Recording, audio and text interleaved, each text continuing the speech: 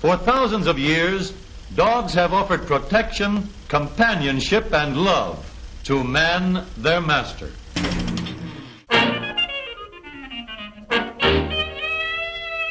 Long considered man's best friend, dogs weren't always treated that way, at least not when it came to what they were fed. While on a business trip selling lightning conductors to the British in 1860, an entrepreneurial electrician by the name of James Spratt was offered ship biscuits for his dog. Disgusted with the inedible treat, Spratt came up with the idea to invent a specially prepared food for his dog. Both nutritious and inexpensive, Spratt's dog cake invention inspired what would later become a $14 billion industry, dedicated to our faithful companions. In the 1940s, canned dog food started to appear on store shelves. Canning, a system of pressure cooking closed cans filled with food at high temperatures, provided consumers with a dog food that could sit on the shelf for up to 2 years and still be safe enough to eat. We refer to it, and rightly so, as miracle of the can. The canned pet food industry continued to grow up until World War II.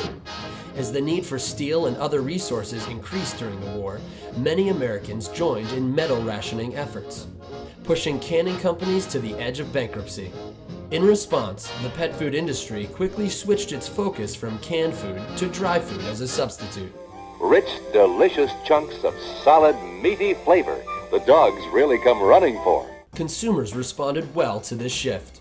In fact, dry pet food sales soared well into the 1960s, providing consumers with a convenient and less expensive, balanced meal for their pets.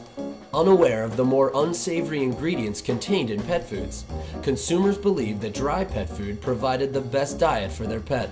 By the 1970s, pet food advertising had expanded into national television, and pet food products could be found in grocery stores across the country, with pet food quickly outselling even baby products. As sales skyrocketed, companies began focusing more and more on attractive packaging and advertising, and less on nutrition. As Americans became increasingly focused on diet and nutrition, reading packaging labels on their own foods, many began questioning the ingredient labels found on pet food as well.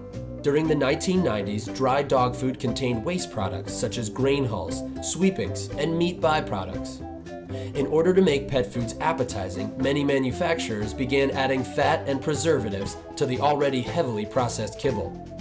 After more than a century, improvements in the once stagnant pet food industry began to take place as manufacturers began replacing chemical preservatives in their foods with vitamins C and E. Today, commercial pet food is used in more than 71 million households in America. Much of the market is controlled by a few large companies, such as Mars, producers of Pedigree and Caesar, Nestle, producers of all Purina brands, and Procter & Gamble, producers of Iams and Eukanuba.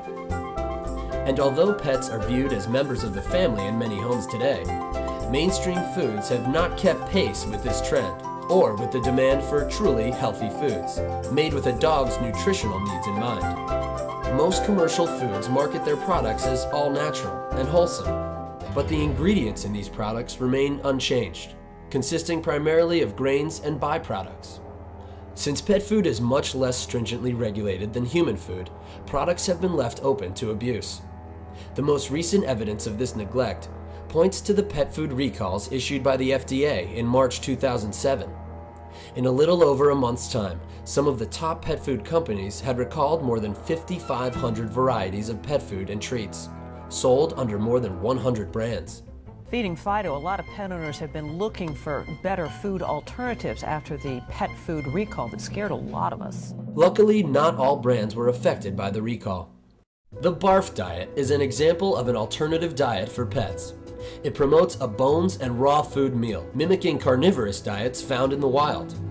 Despite the benefits of a less processed and high-protein diet, some pet experts argue that the public is not educated enough to know how to balance a raw diet. Dangerous bone fragments, excessive nutrients, or a lack of certain nutrients, along with bacterial contamination, are all risk factors that create uncertainty with this diet. Then there are companies that have taken a holistic and all-natural approach to their pet foods, which include human-grade ingredients, vitamins and mineral supplements, and grain-free products. Often these products contain a higher percentage of meat and no byproducts. However, upscale pricing and unclear FDA definitions of the use of all natural and organic deter many would-be users of these products. New trends from other countries are making their way into the pet food category as well. Refrigerated pet food, sometimes referred to as fresh pet food, started in Australia a decade ago and has emerged in the US marketplace more recently. Fresh pet food utilizes a gentle processing technique that reduces nutrient destruction. Since it does not contain chemical preservatives to maintain its freshness, fresh dog food must be kept refrigerated. Although alternative products have slowly been entering the marketplace, the benefits are only now beginning to receive mainstream credibility. This is fresh pet food. Only through awareness, education, and smart evaluation can pet owners strive towards better health and well-being for their pets.